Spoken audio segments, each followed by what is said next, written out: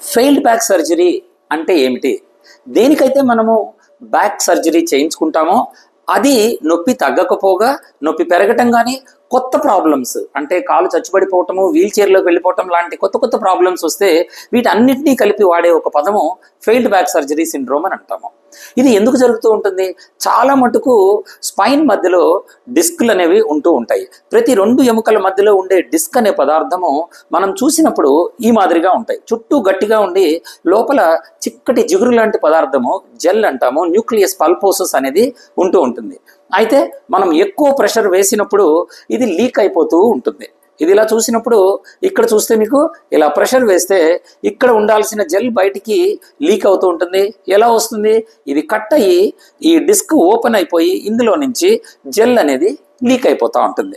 అప్పుడు ఈ మాదిరిగా వెనక్కి జెల్ లీక్ అవటము, ఈ కిందకు వెళ్ళే నరం మీద, కాలుకు వెళ్ళే నరం మీద అది ప్రెషర్ వేయటం వలన సయాటికా అనే జబ్బు వస్తుంది. అది తగ్గించడం కోసం మనము సర్జికల్గా వెళ్ళి దీన్ని కట్ చేసి తీసేస్తూ ఉంటారు. ఈ కట్ చేసి తీసినప్పటికి కూడా ఎలాంటి అవకాశము లేదు. ఈ డిస్క్ని మళ్ళీ ఓపెన్ అయిన రింగ్ని మళ్ళీ క్లోజ్ చేసే అవకాశము మనకి లేదు. ఇది లేకపోవటం మూలన ఈ లోపల ఉన్న జిగురు మళ్ళీ బయటకు వచ్చే అవకాశము ఉంటుంది.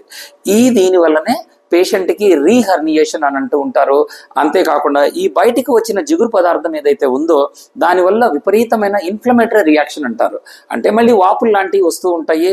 వీటి వల్ల ఇన్ఫ్లమేషన్ అనేది జరుగుతూ ఉంటుంది. దానివల్ల నొప్పులు వస్తూ ఉంటాయి.